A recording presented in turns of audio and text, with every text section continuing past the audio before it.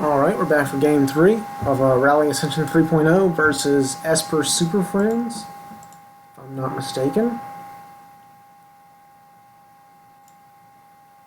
We can get the server to go. Keepable hand. We can vetch up our Vista, and we have a black source. He's going to lead out on his Vent. There's our third land, so we're all set. And now that we kind of know how he plays, we want to wait until he tries to stick something turn 4 before laying down our Ascendancy.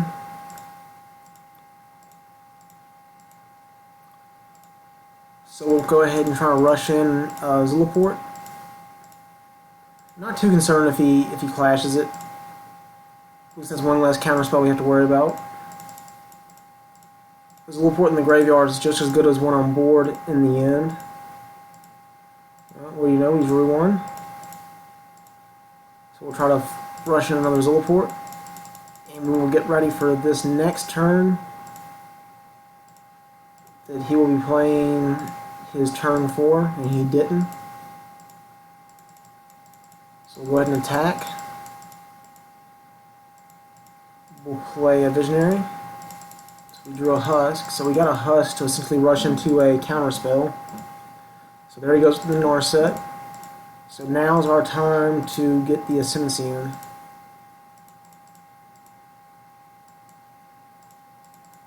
We can attack Narset. Knocking her down to 3 loyalty. And next turn we'll be looking to push in a Husk. I think the time is right. Well, he's gonna Stasis Snare, Zulaport. Maybe worth it to go ahead and play the Haruspex. Attack Narset. Get her down to 2. Wow, he has a full clutch of 7 cards.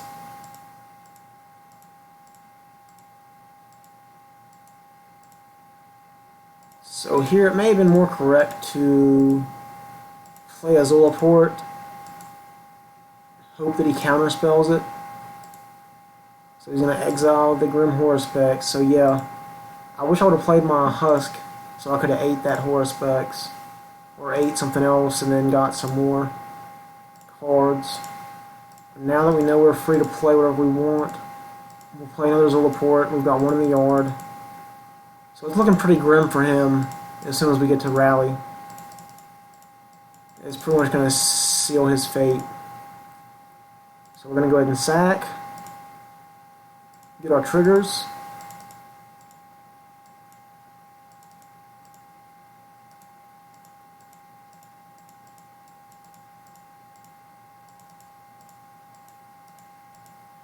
That'll give us enough power on board to finish off Narset.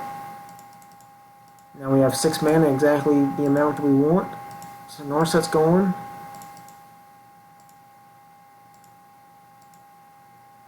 So we know he can't clash.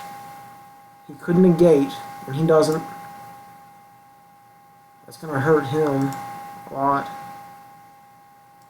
So we drew a Merciless Executioner. Pretty much a dead draw against his deck. That's why I tried to side out as many as I could. But you don't want to hurt your total creature count too much. But I mean, we're not playing Collected Company, so it's not as much of a concern in that regard. So we're getting double Zulaport triggers here. If we had a Haruspex, it'd be so nice. But he did get that one, so all you can hope for is to draw the Felidar Cub. So we'll sack the Husk. So now we have 5 Spirit. There's a Grim Haruspex. That's a good draw. So we'll play out a Husk and see if he'll counterspell that.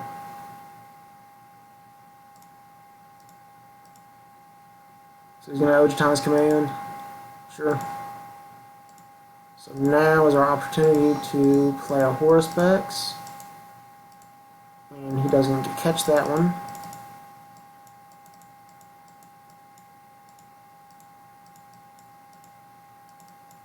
So we've got him down to 8.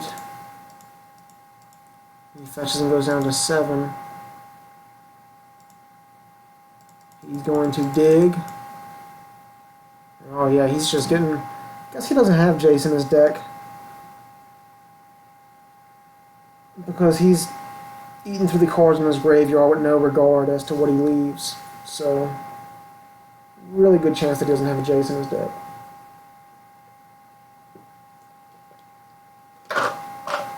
It just must be a straight up deck with removal, Obnixilis, Narsets, maybe Gideons, maybe Ugin, and the Obnix.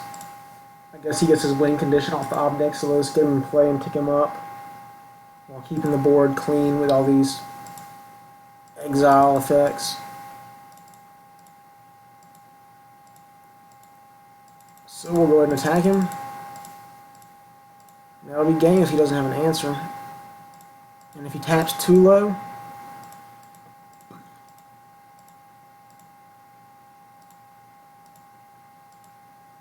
we can always rally.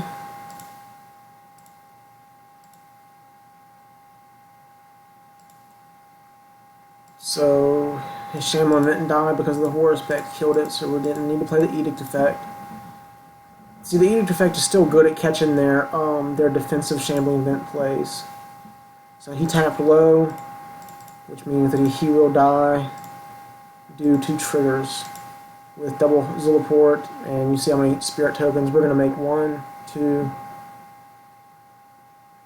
3, 4. We can make 4 more spirit tokens. It's 10 total. We could easily deal him 20, so it'd be 2, 4, 6, 2, 4, 6.